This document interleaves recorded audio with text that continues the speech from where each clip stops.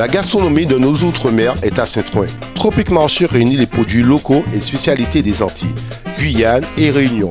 Les boissons, l'épicerie, les fruits et légumes, les poissons, les recettes du traiteur et même la boucherie.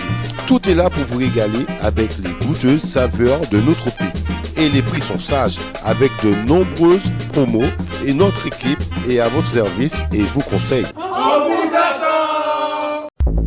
Martinique Actualité. Même si les vents ont quand même soufflé parfois à plus de 200 km/h, le cataclysme prédit pour la Réunion ne s'est heureusement pas produit. Pour l'instant, on ne déplore qu'un décès, celui d'un SDF qui ne s'était pas mis à l'abri. L'île est cependant toujours en alerte rouge. Hier, elle était au niveau violet, le plus haut niveau d'alerte. Pendant 3 jours, la cour d'assises de la Martinique va juger un père accusé par sa fille de l'avoir violée. Elle avait moins de 15 ans, il est en détention provisoire depuis 3 ans et depuis 3 ans, il affirme que ce n'est pas vrai. Mais l'enquête menée par les services compétents accrédite les propos de l'adolescente. Cet homme a déjà été condamné 11 fois, mais jamais pour des délits de nature sexuelle. Ce qu'on attend de ce procès hors norme, c'est que la vérité éclate. Même s'il a déjà été démontré que l'homme pendant l'enquête a menti à plusieurs reprises, ira-t-il jusqu'aux aveux? Chez nous, en Martinique, les autorités ont poussé un ouf de soulagement. En effet, en Martinique, en décembre de l'an dernier et au début du mois de janvier, 3 couples ont été victimes d'agressions à main armée alors qu'ils se trouvaient dans leur voiture en stationnement. Les femmes ont été violées, les hommes ligotés, tous leurs biens de valeur ont été volés. Heureusement, 2 personnes ont été arrêtées et mises en examen. Un homme qui a été mis en prison et une femme laissée en liberté sous contrôle judiciaire. Sur notre territoire, l'activité volcanique reste faible avec 3 séismes d'origine volcanique observés cette semaine. Mais entre le 5 et le 12 janvier, l'Observatoire volcanologique et sismologique de Martinique a enregistré 3 séismes de type volcano-tectonique de très faible énergie. Ces séismes ont clairement été identifiés comme provenant de l'une des zones sismiquement actives bien connues à la montagne Pelée, située entre 1 et 1,4 de profondeur sous le sommet du volcan.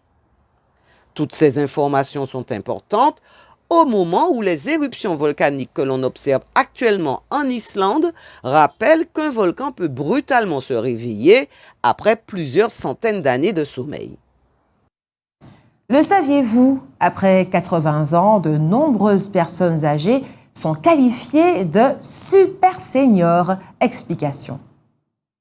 Des chercheurs espagnols ont étudié les habitudes de vie des super seniors, autrement dit les personnes âgées de plus de 80 ans, dont les capacités de mémoire sont comparables à celles de quinquagénaires.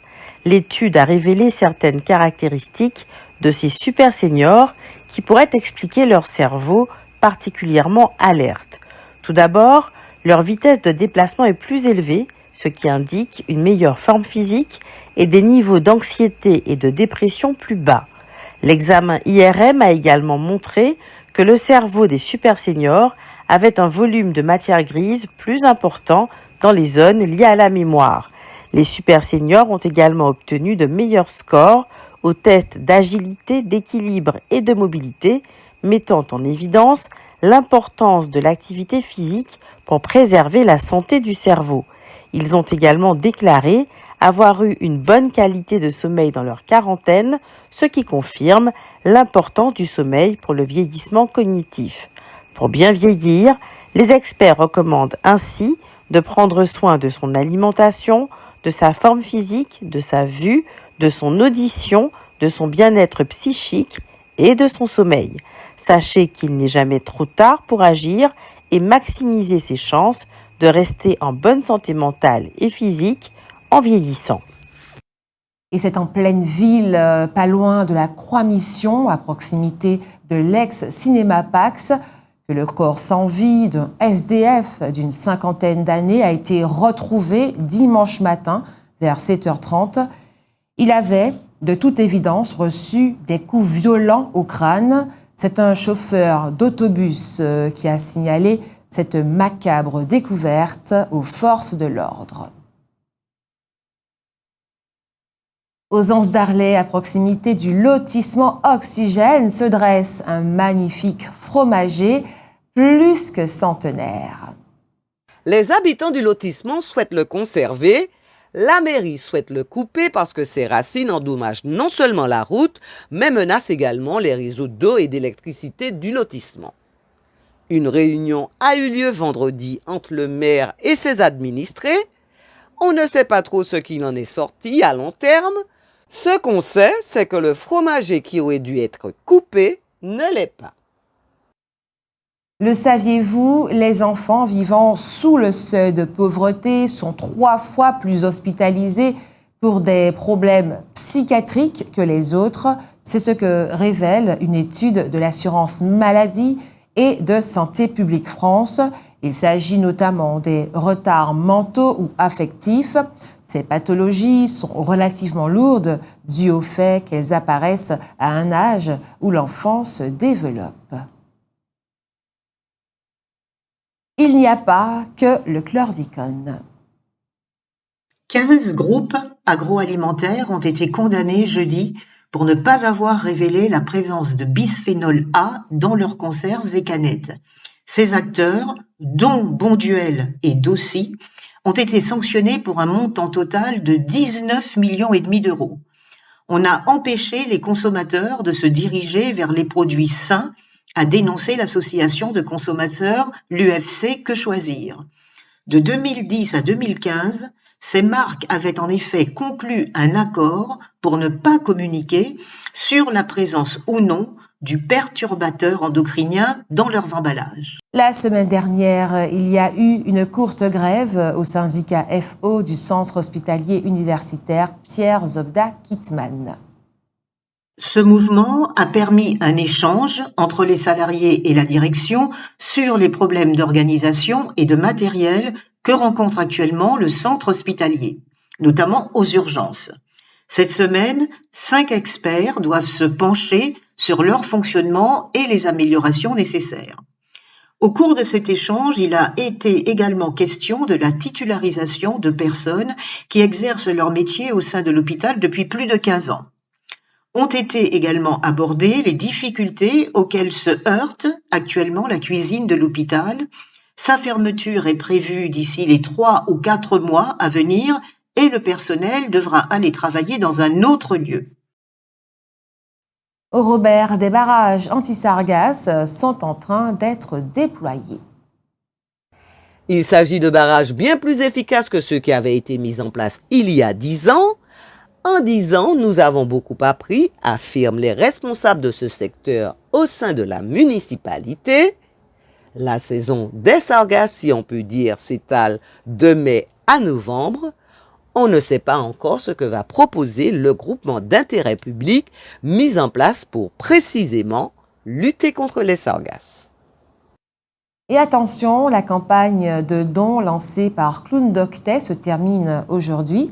Vous avez juste encore le temps de vous rendre dans une pharmacie pour faire un don. Clown Doctet, ce sont ces clowns qui se rendent au chevet des enfants malades pour leur apporter un peu de réconfort à travers le rire. La lecture ne se limite pas à un simple passe-temps ou à une source de divertissement. De nombreuses recherches ont mis en évidence ses bienfaits sur le cerveau et la santé mentale. La lecture stimule ainsi activement notre cerveau en le mettant en action pour traiter l'information, stimuler notre imagination et comprendre le texte. Cette activité renforce les connexions entre les neurones et favorise une meilleure santé cérébrale. Lire régulièrement améliore la mémoire en sollicitant à la fois notre mémoire à court terme pour retenir des informations importantes et notre mémoire à long terme pour se rappeler des détails des histoires et des personnages. En exposant régulièrement à de nouveaux mots et expressions, la lecture élargit notre vocabulaire et améliore notre capacité à communiquer. Plonger dans un livre peut aussi être une évasion relaxante du stress quotidien. La lecture de romans et de fiction nous permet d'explorer différentes perspectives et de mieux comprendre les émotions et les expériences des autres, ce qui favorise le développement de l'empathie. Lorsque nous lisons, notre cerveau imagine les scènes, les personnages et les lieux décrits dans le livre, ce qui renforce notre capacité à visualiser et à stimuler notre imagination. La lecture exige de la concentration et de l'attention, ce qui peut aider à améliorer notre capacité à nous focaliser sur une tâche. Des études ont d'ailleurs démontré que les personnes qui lisent régulièrement ont un risque moindre de développer des troubles cognitifs tels que la maladie d'Alzheimer. Il est essentiel de souligner que ces bienfaits ne se limitent pas à la lecture de livres imprimés, mais s'appliquent également aux livres audio et aux lectures numériques. Il faut donc retenir que la lecture est une activité intellectuellement enrichissante qui contribue à maintenir notre cerveau en bonne santé, à améliorer notre bien-être émotionnel et à renforcer notre capacité à comprendre le monde qui nous entoure. Les habitants de Casse-Pilote sont excédés. La navette maritime entre Fort-de-France et Casse-Pilote, et dont l'utilité a été amplement démontrée, ne fonctionne plus depuis le 6 novembre de l'an dernier. Dès lors, les usagers ont fait une pétition à Martinique Transport qu'ils ont rendue publique en la mettant en ligne. Pour l'instant, ils n'ont obtenu de réponse ni de Martinique Transport, ni de Charles Conconne, l'exploitant de l'entreprise Les Vedettes Tropicales, qui assurait cette liaison. O-News Radio sur outremernews.fr.